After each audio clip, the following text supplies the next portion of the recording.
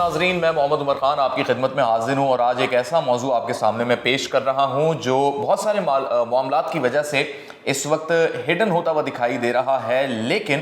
یہ معاملات بھی کسی سے زیادہ عرصے اب چھپیں گے نہیں، کیونکہ امریکہ اسرائیل کے ذریعے اس دنیا میں جو کچھ کرواتا رہا ہے یہ چیزیں تاریخ میں رقم ہو چکی ہیں۔ ایک مرتبہ پھر ایک ایسی سازش کی طرف جو ہے پیش قدمی بڑھ رہی ہے جس سے پاکستان ڈائریکٹلی نہ صحیح انڈائریکٹلی متاثر ہوتا ہوا دکھائی دے گا، لیکن کیا یہ حقیقی سازش ہے یا پھر یہ چند سٹیپس ہیں اور آنے والے دنوں میں یہ اپنی کوئی نئی شیپ ہمارے سامنے رکھیں گے؟ کیونکہ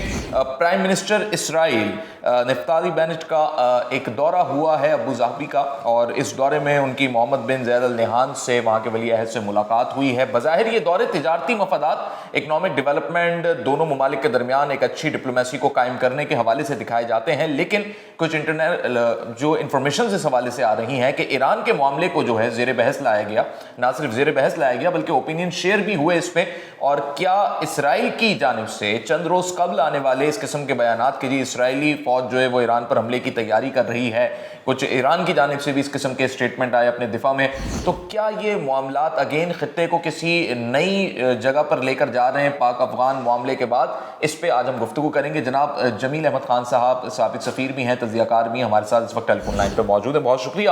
جمیل صاحب وقت دینے کے لیے۔ کیا کہیں گے اس پورے واقعے کے حوالے سے، اس موضوع کے حوالے سے کہ نئی اسرائیل کی جو لیڈرشپ ہے نئے پرائم منسٹر کی صورت میں پرانے مشن پر ہی گامزن ہے نیتن یاہو والے، یا ابھی امریکہ کا کچھ اور ایجنڈا سیٹ ہو رہا ہے اسرائیل کے ساتھ، اور کچھ اور ایمز اور ایمبیشنز ہیں ان کے اس خطے میں، بالخصوص ساؤتھ ایشین ریجن میں؟ اور یقیناً امریکہ نے اپنی پریورٹی کو ریسیٹ کیا ہے پورے مڈل ایسٹ میں، اور امریکہ اب یہی چاہتا ہے اس ریسیٹ کے بعد کہ اپنی تمام کی تمام قوت جو ہے اور اپنی تمام کی تمام صلاحیت اس کو ڈائیورٹ کرے چائنا کے کنٹینمنٹ کے حوالے سے، اور جو جگہ وہ چھوڑتا جا رہا ہے اپنی اس معاملے میں وہ چھوڑ نہیں رہا ہے، بلکہ وہ اسرائیل کے ساتھ اپنی ہم آہنگی اس پورے علاقے میں پیدا کر کے اسرائیل کو اس علاقے کا ایک چودھری بنانا چاہتا ہے، جو کہ اسرائیل ابھی کافی حد تک کامیاب ہو گیا ہے۔ اور اسی سلسلے میں آپ نے جو اپنے انٹرو میں بتایا ہے نفتالی بینٹ کا، جو پرائم منسٹر اسرائیل آئے یو اے میں پرسوں، اور اس کے بعد انہوں نے ظاہراً جو بھی باتیں کی، لیکن باطناً جو ہے وہ یہی ہے کہ اس میں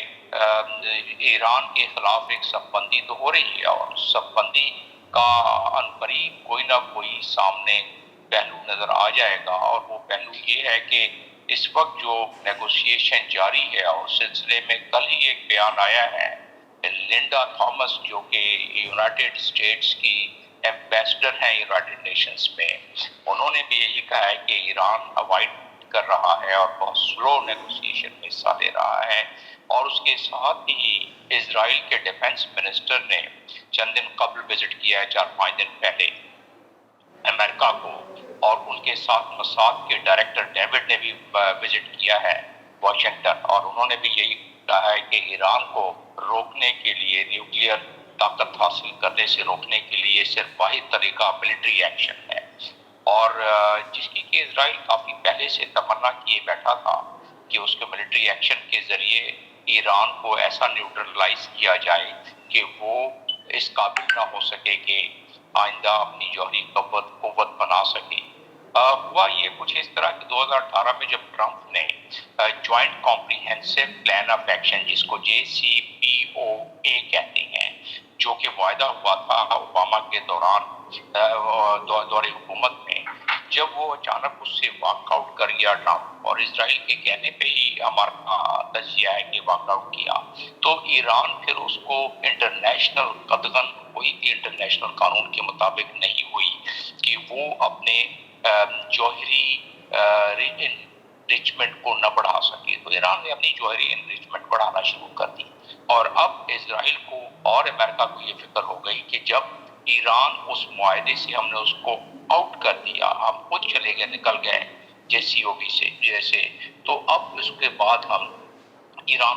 کو دوبارہ قابو کیسے کریں؟ اس لیے وہ جنیوا میں یہ ابھی دوبارہ نیگوسیشن شروع کی ہے کہ ایران کو کسی طرح اس معاہدے میں JCPOA کو واپس کارآمد کیا جائے، لیکن اس میں کچھ نئی قدغن لگانے کی کوشش کر رہے ہیں ایران پر، اور ایران اب چاہتا ہے کہ اگر آپ نے دوبارہ ہمیں شامل کرنا ہے تو تمام کے تمام سینکشن ہم سے ہٹائے جائیں اور ہمیں تمام پابندیوں سے نکالا جائے، اور ہماری جو نیوکلیئر انریچمنٹ میں ہے اس میں کچھ ہمارے جو ٹرمز اینڈ کنڈیشن مانے جائیں۔ تو یہ معاملہ فیل ہوتا ہوا نظر آ رہا ہے، تمام اشارے یہی مل رہے ہیں کہ یہ نیگوسیشن فیل ہو جائے گی، اور یہ نیگوسیشن جو فیل ہو گئی تو اس کے بعد خطے میں یقیناً ایک گرما گرمی بڑی تیزی سے شروع ہو جائے گی، اور کوئی بعید نہیں کہ اسرائیل یہ جو اس کے عزائم شروع سے ہیں کہ ایران پر حملہ کر دے، کوئی بعید نہیں کہ وہ ایسا کر دے۔ تو ایسی صورت میں ایران یقیناً ریٹالیٹ کرے گا اور سخت مزاحمت کرے گا۔ ایران کی سلیپر سیلز پورے مڈل ایسٹ میں، پورے گلف کنٹریز میں ہیں، سیریا میں ہیں، یمن میں ہیں، لبنان میں ہیں، اور وہ اس صورت میں ایسے تمام اہداف کو نشانہ بنا سکتا ہے جس میں کہ امریکہ یا گلف کنٹریز کے انٹرسٹ شامل ہیں۔ پہلے ایران کہہ چکا ہے کہ ہم پر حملہ جس فضائی حدود کو عبور کرتے ہوئے ہوا یا جس سرزمین سے ہوا تو ہم اس ملک کے خلاف ایکشن لیں گے۔ مثال کے طور پر اگر وہ سعودی عرب سے جہاز اڑاتے ہوئے اور ایران پہ حملہ کرتے ہیں تو ایران پہلے ہی وارننگ دے چکا ہے کہ ہم پر حملہ کر سکتے ہیں۔ تو ایسی صورت میں پاکستان کے لیے بھی کافی ایک عجیب مخمصے والی صورت ہو جائے گی، اور کچھ ایسے بھی اشارے مل رہے ہیں کہ امریکہ کی یہ خواہش ہے کہ یہ گٹھ جوڑ جو اس وقت ابراہیم اکارڈ کے بعد اسرائیل کے ساتھ ہے، اس گٹھ جوڑ کے بعد وہ کسی طریقے سے چابہار پر بھی اپنی کچھ رجعت پسندی کرنے کی کوشش کرے یا اس پہ اٹیک کرنے کی کوشش کرے، اور پچھلے دنوں اس سلسلے میں تھوڑی سی اشارے مل رہے تھے۔ تو ایسا اگر ہوا تو سی پیک اس سے افیکٹ ہوگا، اور پھر پاکستان بھی افیکٹ ہو سکتا ہے، چائنا رشیا بھی اس میں پھر مزاحمت کرنے کے لیے حق اپنا برقرار رکھ سکیں گے۔ تو اس صورت میں کافی جو صورتحال نظر آ رہی ہے وہ پیچیدہ نظر آ رہی ہے، اور ہمیں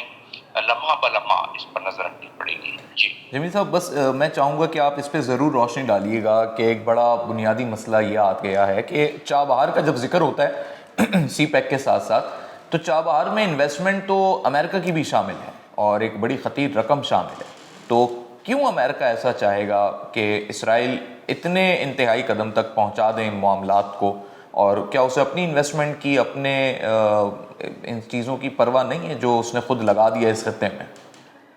جی، امریکہ نے جب $3 ٹریلین خرچ کر کے وڈرا ہونے کے بعد وہ جب اس کو ضائع کر دیے تو یہ چند بلین جو انڈیا نے انویسٹ کیے ہیں چابہار میں یا امریکہ نے تھوڑے سے انویسٹ کیے ہیں، اس کی صحت پہ فرق نہیں پڑتا۔ اگر ان کا بڑا ہدف جو ایران کو نیوٹرلائز کرنے میں اگر وہ کامیاب ہو جاتی ہیں تو انہیں افغانستان کے لیے کھلا راستہ بھی مل جاتا ہے، پھر انہیں پاکستان یا کسی اور ملک کی ضرورت نہیں ہوتی ہے، اور اس سلسلے میں چابہار سے انہوں نے انفراسٹرکچر ڈیولپ کر لیا ہے جس سے وہ اپنی رسد جاری رکھ سکتے ہیں اور اپنی جیو اسٹریٹجک انٹرسٹ کو برقرار رکھ سکتے ہیں چابہار کے ذریعے۔ تو لہٰذا انہیں یہ اپنی چھوٹی سی انویسٹمنٹ کی فکر میرے نظریے کے مطابق، میرے تجزیے کے مطابق کوئی معنی نہیں رکھتی۔ ٹھیک ہے، بس لاسٹ مجھے یہ بھی بتا دیجیے گا کہ سی پیک اور گوادر پورٹ جو اب فعال ہوتا جائے گا، کیا دبئی پورٹ کو یا یو اے ای کو اس سے اکنامکلی واقعی اتنے شدید خطرات ہیں کہ وہ یہ سمجھتے ہیں کہ نہیں ہونا چاہیے گوادر پورٹ بہت زیادہ فعال؟ اس کو یقیناً شروع سے خطرات ہیں، کیونکہ گوادر ایک ڈیپ سی پورٹ ہے اور دبئی جو ہے وہ ڈیپ سی پورٹ نہیں ہے۔ مدر شپ دبئی میں نہیں آ سکتے، مدر شپ گوادر میں لگ سکتے ہیں۔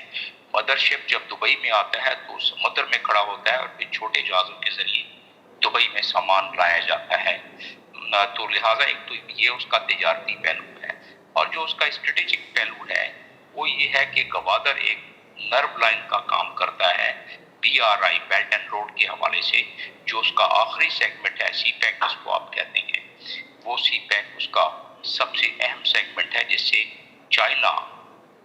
اسٹیٹ آف ملاکا کی اپنے ولنریبلٹی کو کم کر کے اور اس راستے سے اپنے رسد پہنچا سکتا ہے، جس میں آئل کی پائپ لائن بھی شامل ہے۔ جی